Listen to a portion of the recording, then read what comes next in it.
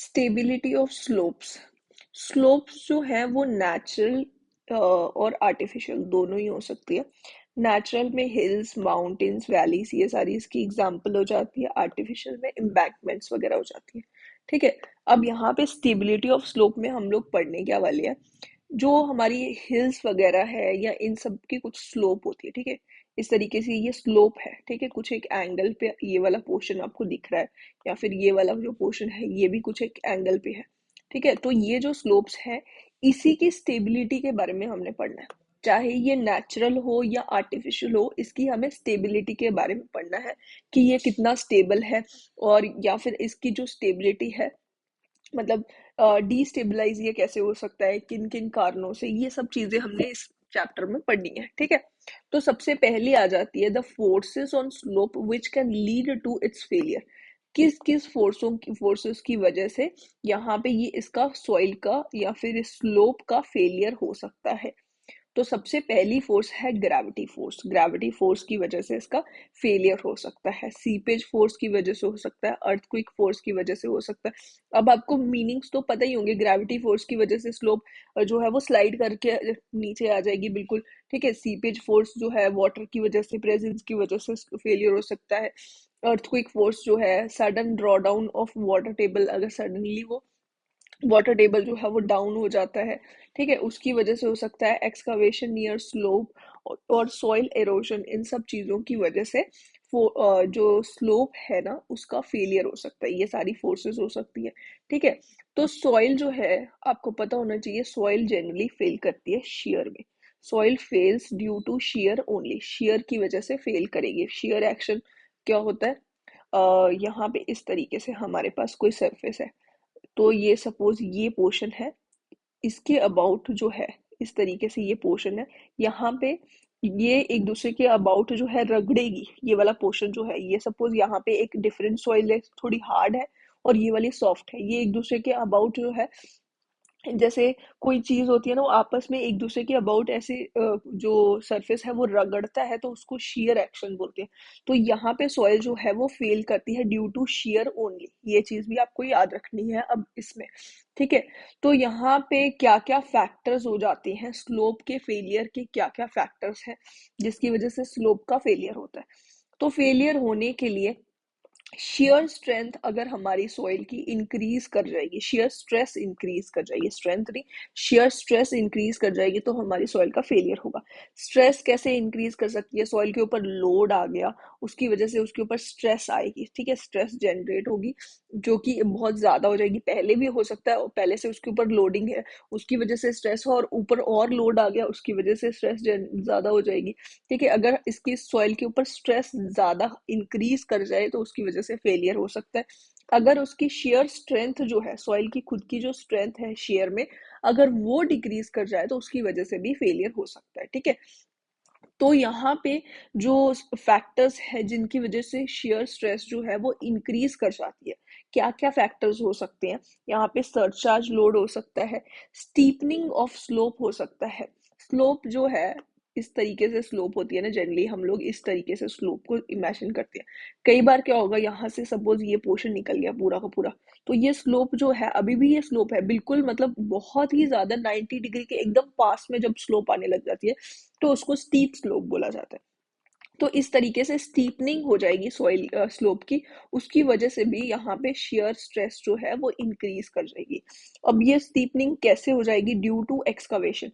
Excavation कर दी जाए उसकी वजह से हो सकती है, या फिर इरोजन हो जाए सॉइल की, उसकी वजह से भी ये हो सकती है शेयर स्ट्रेस इंक्रीज। ठीक है। और इसके सिवाय दूसरा केस था कि शेयर स्ट्रेंथ अगर सॉइल की डिक्रीज कर जाए, सॉइल की जो अपनी शेयर स्ट्रेंथ है वो अगर डिक्रीज कर जाएगी, तो उसकी वजह से भी स्लोप्स जो होंगी वो फेल कर जाएंगी। यहाँ पे शेयर स्ट्रेंथ कैसे डिक्रीज कर सकती है, अगर वाटर कंटेंट इंक्रीज हो जाएगा, उसकी वजह से क्या होगा, पोर वाटर प्रेशर जो होगा वो इंक्रीज कर जाएगा, जिसकी वजह से जो हमारी सॉइल है, स्लोप है, वो फेल कर जाएंगी। ठीक है।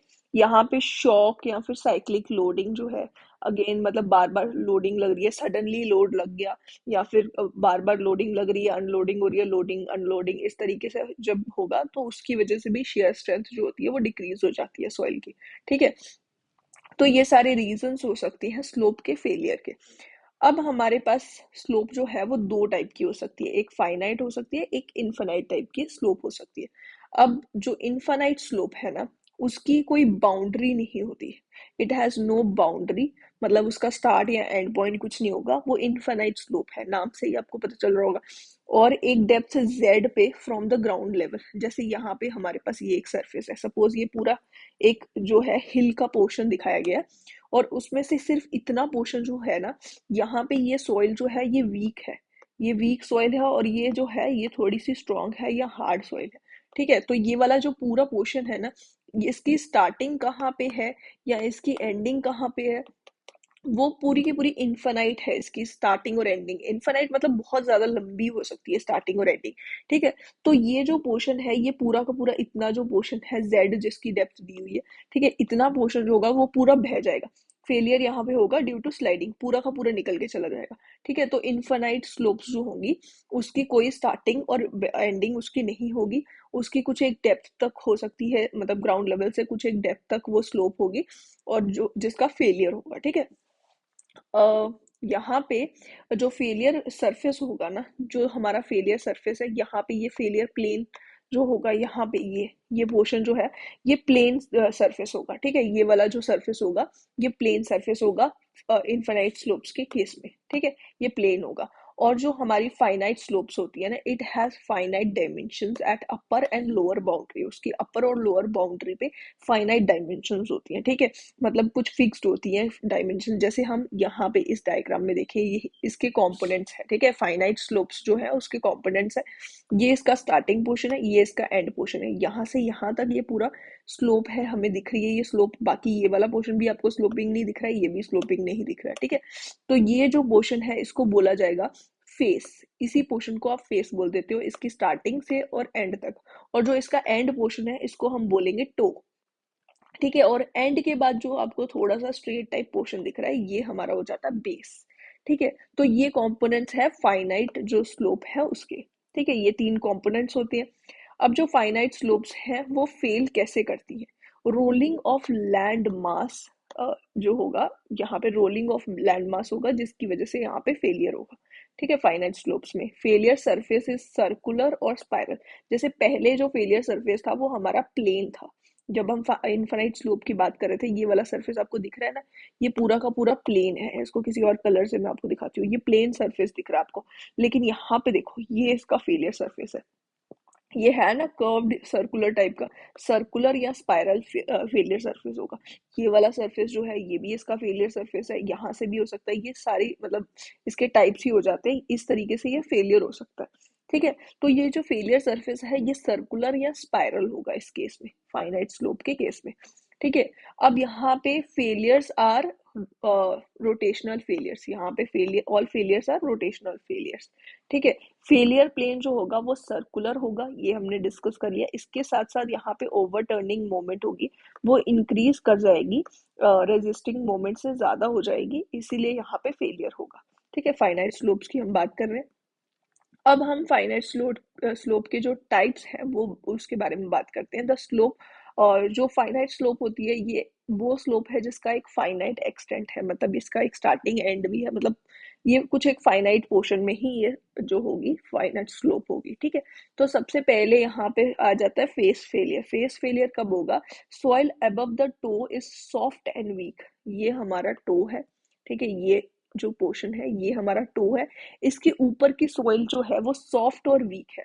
इसके ऊपर की पूरी सॉइल सॉफ्ट और वीक नहीं है, इसके ऊपर की सॉइल का कुछ एक पोर्शन जो है वो सॉफ्ट और वीक है, इसलिए ये यहाँ से फेल कर जाएगी सॉइल, और यहाँ से ये पूरा पोर्शन निकल जाएगा। ठीक है, तो ये हमारा हो जाता है फेस फेलियर। इसके बाद है टो फेलियर। टो फेलियर में क्या होता है, soil above the toe soft and weak. अब टो से ऊपर की जितनी भी सॉइल है, ये पूरी की पूरी सॉइल जो है वो सॉफ्ट और वीक है। ठीक है, जिसकी वजह से failure plane passes through the toe, failure plane यहाँ पे पास करेगा टो से, और ये पूरी सॉइल जो है इतना पोर्शन निकल के चला जाएगा। इसके बाद आता है third, base failure. Base failure में क्या होता है, failure plane pass from the base. Failure plane जो है यहाँ पे डायग्राम में बना देती हूँ प्रॉपर, ये इस तरीके से ये होगा, ये टो से भी नीचे बेस में से निकल के जो फेलियर प्लेन होगा वो जाएगा यहाँ पे, क्योंकि यहाँ पे सॉइल जो है ना, soil above the toe is hard and strong, ये ऊपर वाली सॉइल जो है ये हार्ड एंड स्ट्रॉन्ग है, जिसकी वजह से यहाँ से फेलियर नहीं हो रहा है। नीचे वाली सॉइल सॉफ्ट बन गई, यहाँ से नीचे वाली सॉइल इसकी सॉफ्ट थी, उसकी वजह से नीचे से थोड़ा फेलियर हो रहा है। ठीक है, अब यहाँ पे इतना पढ़ने के बाद थोड़ा सा मैं आपको एक क्वेश्चन करवा देती हूँ। ये देखो, ये क्वेश्चन है। अब हम एक ये क्वेश्चन कर लेते हैं। Consider the following statement, D watering increases the slope stability of a cohesion less soil mainly because. यहाँ पे डी वाटरिंग की वजह से स्लोप जो होगी उसकी स्टेबिलिटी इंक्रीज कर जाती है। कोहेजन लेस सॉइल जो है उसकी स्लोप की स्टेबिलिटी इंक्रीज करेगी। ऐसा क्यों हुआ, उसका रीजन क्या है? It causes change in the pH, it reduces pore water pressure. Dewatering की वजह से पोर वाटर प्रेशर जो होगा वो रिड्यूस हो जाएगा। ठीक है, उसकी वजह से हमारी जो स्लोप होगी वो स्टेबल हो जाएगी थोड़ी सी, मतलब उसकी स्टेबिलिटी जो होगी वो इंक्रीज कर जाएगी। ठीक है, तो इसका आंसर हो गया 2 ओनली। इसके बाद आ जाता है डेप्थ फैक्टर। डेप्थ फैक्टर जो है वो हो जाता है डीएफ, इससे डीएफ से डिनोट करते हैं, ये हो जाता है D plus H upon H. D यहाँ पे है डेप्थ ऑफ फेलियर सरफेस और एच यहाँ पे हाइट ऑफ द स्लोप।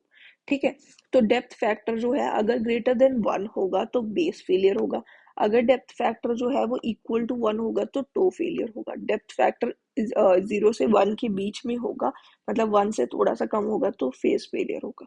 ठीक है, तो ये आपको टर्म्स याद रखनी है, टो फेलियर के लिए क्या डेप्थ फैक्टर है, या ये सारे फेलियर्स के लिए क्या क्या डेप्थ फैक्टर है। अब यहाँ पे फैक्टर ऑफ सेफ्टी क्या हो जाता है? फैक्टर ऑफ सेफ्टी जो लगाया जाता है वो हो जाता है resisting force upon actuating force. Resisting force जो सॉइल जिस फोर्स से रेजिस्ट कर रही है, एक्चुएटिंग फोर्स हो जाएगा जो उसके ऊपर फोर्स आ रही है। ठीक है, तो ये हो जाता है रेजिस्टिंग फोर्स या फिर एक्चुएटिंग अपॉन एक्चुएटिंग फोर्स, या फिर इसको हम resisting moment upon actuating moment लिख सकते हैं। Shear strength upon shear stress लिख सकते हैं। शेयर स्ट्रेंथ जिससे सॉइल जो उसकी खुद की स्ट्रेंथ है जिससे वो अपोज कर रही है, और शेयर स्ट्रेस जो उसके ऊपर आ रही है। ठीक है, यहाँ पे इसके बाद है Taylor stability number. Taylor stability number जो है वो stability of finite slopes for C phi and phi is equals to 0 जिसका होगा, वो वाली सॉइल्स के लिए यूजफुल होता है। ठीक है, तो यहाँ पे टेलर स्टेबिलिटी नंबर जो है ये एक डायमेंशनलेस पैरामीटर है for factor of safety with respect to cohesion. Cohesion के रिस्पेक्ट में जो फैक्टर ऑफ सेफ्टी होती है उसके लिए ये टेलर स्टेबिलिटी नंबर होता है, डायमेंशनलेस पैरामीटर। अब यहाँ पे एक चीज मैं आपको बता देती हूँ, जो फैक्टर ऑफ सेफ्टी है ना उसके बहुत सारे फॉर्मूलाज यहाँ पे आपको मिलेंगे। एक तो हमने शेयर स्ट्रेंथ अपॉन जो शेयर स्ट्रेस है वो भी हमने जाना, और एक कोहेजन जो है फैक्टर ऑफ सेफ्टी कोहेजन के रिस्पेक्ट में आ जाएगी सी अपॉन सी एम। ये आ जाएगी, हमारी सी होती है टोटल कोहेजन और एम जो है वो मोबिलाइजिंग कोहेजन हो जाएगी। ठीक है, फिर उसके बाद यहाँ पे आ जाएगी सी फैक्टर ऑफ सेफ्टी, यहाँ पे फाई आ जाएगा। ठीक है, ये इस तरीके से लिखा होगा, या फिर एफ फाई, इस तरीके से भी आप इस वाले को देख सकते हो फैक्टर ऑफ सेफ्टी को। ठीक है, तो यहाँ पे ये आ जाएगा tan phi upon tan phi M. ठीक है, ये भी मतलब कि ये सारे के सारे फैक्टर ऑफ सेफ्टी है। एक वो है ऊपर वाला जो पोर्शन यहाँ पे जितने भी आपको दिख रहे हैं ना, जो सॉइल की एबिलिटी है, जो उसकी स्ट्रेंथ है जिसकी वजह से वो उसको जो फेलियर है उसको अपोज कर रही है, और जो नीचे वाले पोर्शन में आपको दिख रही है जिससे उसके ऊपर मतलब फोर्स आ रही है, वो ही हमारे नीचे वाले पोर्शन में यहाँ पे आपको दिख रही है। तो काफी सारे फैक्टर ऑफ सेफ्टी के इस चैप्टर में फॉर्मूलाज हैं। ठीक है, तो यहाँ पे जो कोहेजन वाला फैक्टर ऑफ सेफ्टी होता है ना, वो उसके लिए ये टेलर स्टेबिलिटी नंबर होता है। और यहाँ पे ये भी मेंशन किया गया है कि the factor of safety with respect to friction जो था, ये ये वाला जिसमें था tan phi upon tan phi M, ये जो है इसकी वैल्यू 1 होगी, ऐसा यहाँ पे पहले से ही मेंशन करा गया। और जो टेलर स्टेबिलिटी नंबर है, अब ये है एस एन, जो कि हमारा हो जाएगा टेलर स्टेबिलिटी नंबर।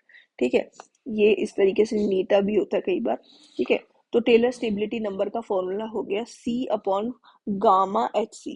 अब सी यहाँ पे है कोहेजन, और गामा है यूनिट वेट, और एच सी है हमारी क्रिटिकल हाइट। ठीक है, और यहाँ पे हमारा जो एफ सी है, एक और हमारा फैक्टर ऑफ सेफ्टी का एक और फॉर्मूला होता है जिसमें क्रिटिकल हाइट अपॉन हाइट ये मेंशन किया होता है, ये फैक्टर ऑफ सेफ्टी का फॉर्मूला है।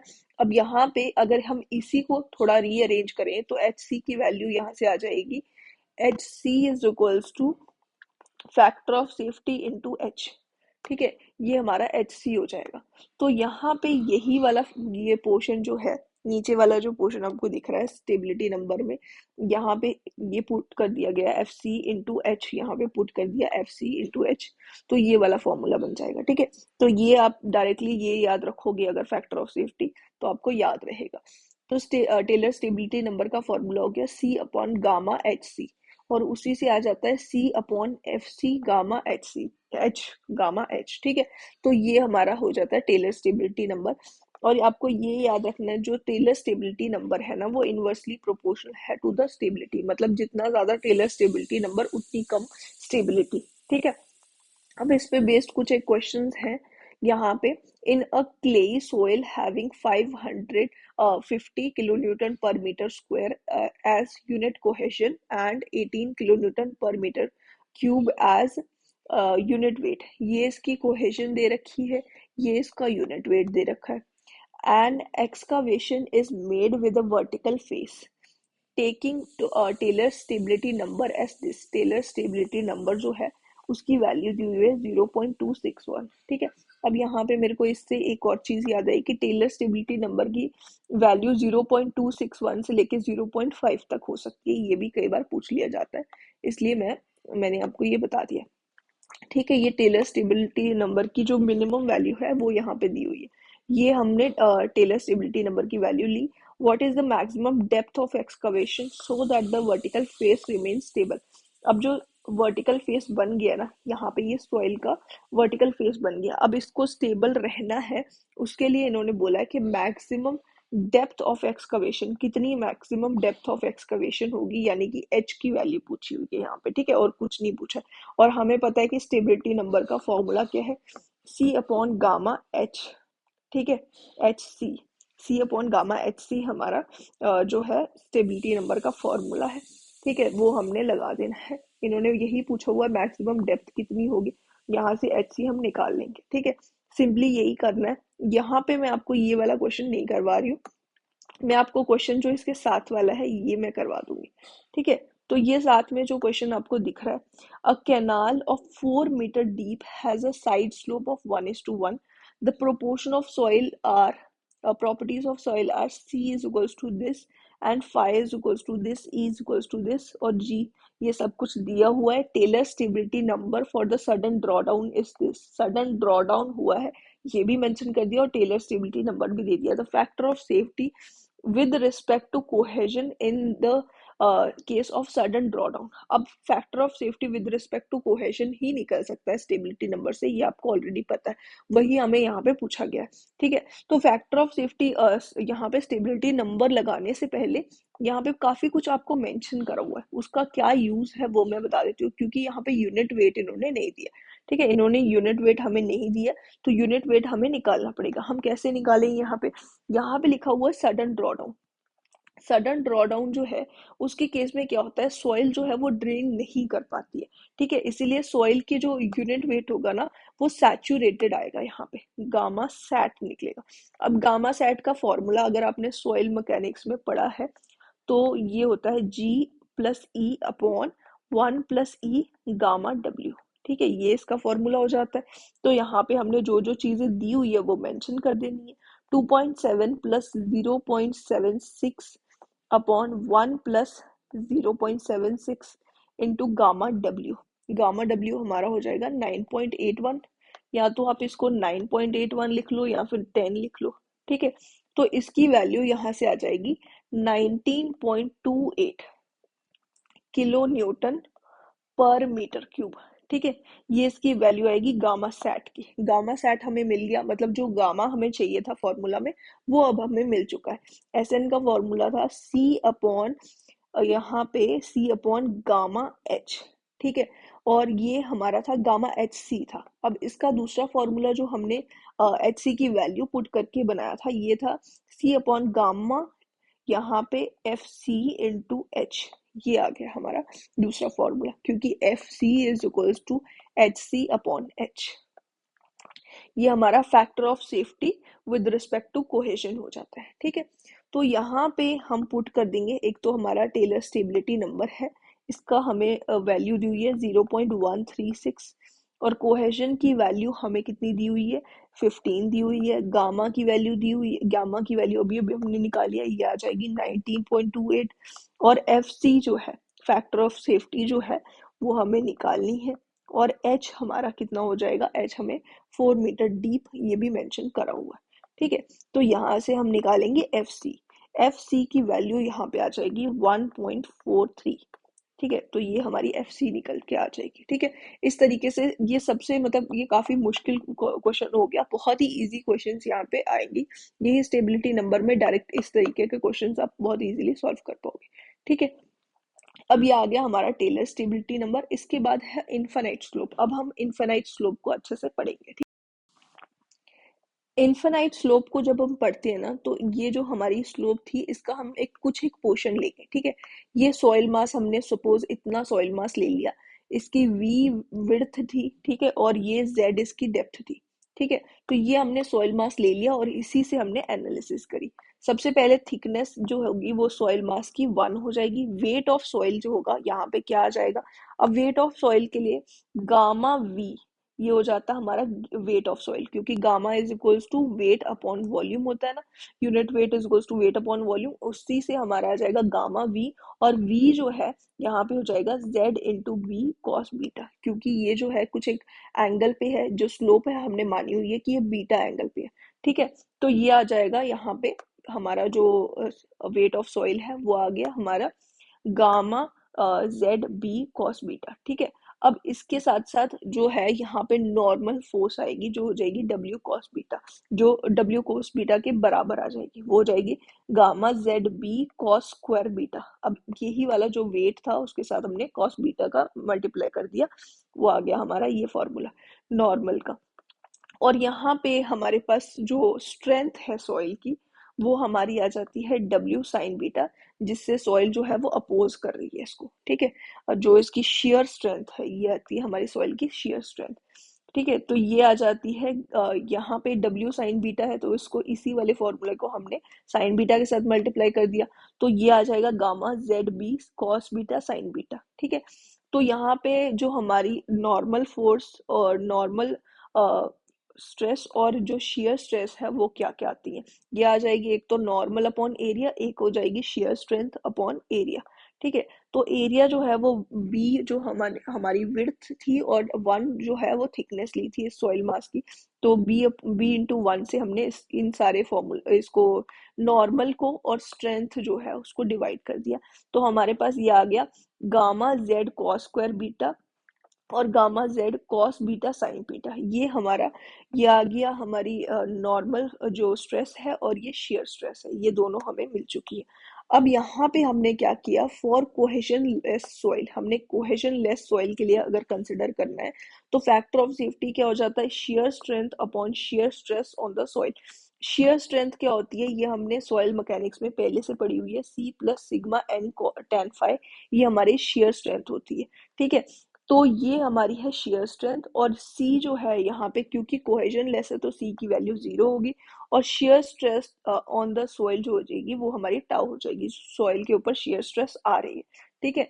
तो यहाँ पे जब हम वैल्यू सब्सटीट्यूट करेंगे, अब सब्सटीट्यूट करने से पहले कुछ एक केसेस है हमारे जो हमने जिसमें सब्सटीट्यूट करना है। पहला केस ये हो सकता है कि सॉइल जो है वो ड्राई है, अगर सॉइल ड्राई होगी तो पहले तो हमने सी को 0 कर दिया हुआ, ठीक है, सी हमारी ऑलरेडी 0 हो चुकी है, और फैक्टर ऑफ सेफ्टी का formula sigma N tan phi upon tau हो चुका है, ठीक है।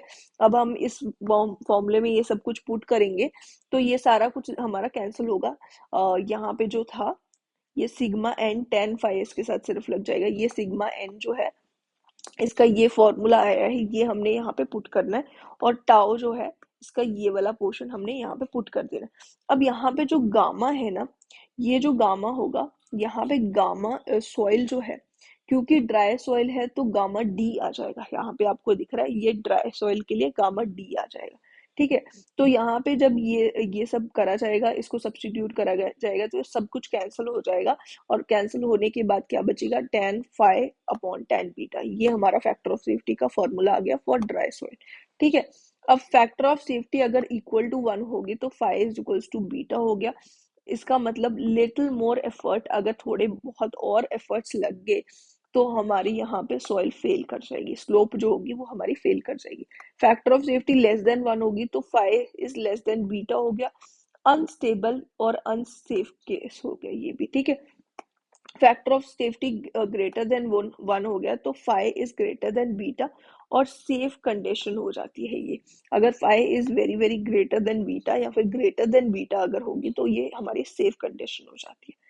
नेक्स्ट हमारे पास दूसरा केस ये हो सकता है कि अगर हमारी सॉइल सबमर्ज्ड है, सबमर्ज सॉइल होगी तो उसके केस में हमें पता है कि सब चीजें जितनी भी है उसके साथ सबमर्ज का कंडीशन आ जाएगी, जो हमारा यूनिट वेट है वो सबमर्ज हो गया। ठीक है। अब यहाँ पे ये सबमर्ज हो गया, फिर tan फाइ जो है यहाँ पे फाइ सबमर्ज के लिए जो होगा वो भी फाइ डैश बन जाता है।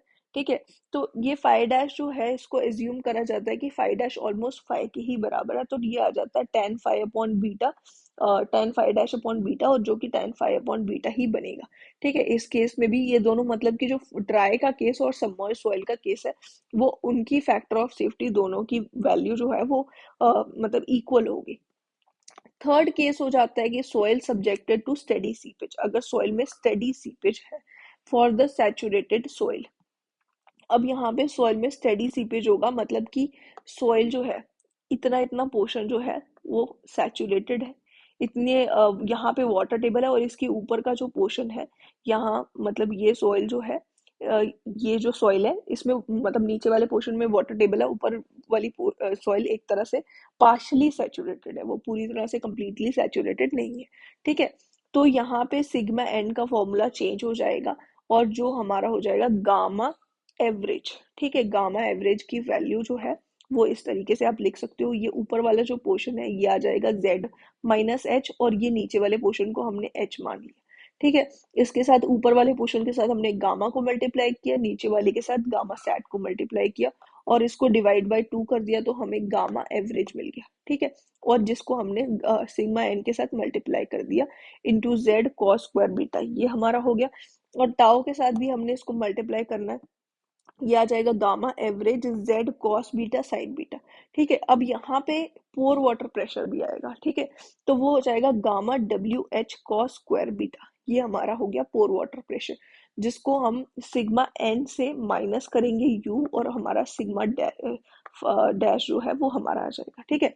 जो कि हमारा हो जाता है इफेक्टिव स्ट्रेस। अब ये आ जाता है यहाँ पे, ये हमने माइनस करा। ठीक है। फिर उसके बाद फैक्टर ऑफ सेफ्टी क्या हो जाएगा, sigma N dash tan phi upon tau, जो कि हमारा यहाँ पे जब हमने सारी वैल्यू सब्सटीट्यूट करी तो ये पोर्शन हो गया। इसको थोड़ा सा सिंप्लीफाई कर सकते हैं अगर हम चाहे तो, ये सिंप्लीफाई करके इस तरीके से 1/tan beta minus gamma W H upon gamma average into Z tan beta into tan phi dash, इस तरीके से लिख सकते हैं या फिर इस फॉर्म में भी लिख सकते हैं। ठीक है। ये सिर्फ लिखने का तरीका है, इससे ज्यादा कुछ फर्क नहीं पड़ेगा। अगर वाटर टेबल यहाँ पे इस वाले केस में अगर वो ग्राउंड सरफेस पे पहुंच जाए, जैसे हमारा वाटर टेबल था ना वो कुछ एक पोर्शन में ही था, सपोज ये इस तरीके से मैं बनाती हूँ, इतने पोर्शन में वाटर टेबल था। ठीक है। इसके ऊपर अगर ये घूम के फिर से मतलब थोड़ा और पानी ऐड हो जाता है सरचार्ज वगैरह की वजह से, वाटर की वजह से रिचार्ज होने से, तो फिर क्या होता है कि ये पूरा टॉप तक वाटर टेबल आ गया सपोज हमारा, तो फिर क्या होगा, फिर ऐसा क्या होगा, मतलब चेंज क्या आएगा यहाँ पे, गामा एवरेज होगा वो गामा सेट हो जाएगा, और z जो है उसकी वैल्यू और h की वैल्यू बराबर हो जाएगी। ठीक है। वो हमने यहाँ पे सब्सटीट्यूट कर देना है। ये वाला जो केस था पहला वाला, इसी में हमने पुट करा तो हमारे पास ये फॉर्मूला बन के आया, जिसमें यहाँ पे आ जाएगा gamma dash upon gamma sat और tan phi upon tan beta, ये कट होने के बाद ये सब कट पीट के ये बन गया। ठीक है। अब gamma sat is equals to gamma dash is equals to gamma sat upon 2 होता है, सबमर्ज्ड यूनिट वेट जो है वो गामा सेट अपॉन 2 होता है, ये हमने पहले का पढ़ा हुआ। तो इसको अगर हम सब्सटीट्यूट करेंगे तो ये हाफ टाइम्स जो हमने पहले जितने भी फैक्टर ऑफ सेफ्टी निकाले थे उसका हाफ हो गया। ठीक है। तो इस केस में ये हाफ हो जाएगा, फैक्टर ऑफ सेफ्टी जो सैचुरेटेड होगा सैचुरेटेड का केस था is equals to half of factor of safety for the dry और सबमर्ज्ड का केस जो था। ठीक है, तो ये पहले वाले दोनों केसेस का हाफ हो गया, और फैक्टर ऑफ सेफ्टी हमेशा ग्रेटर देन 1 होना चाहिए।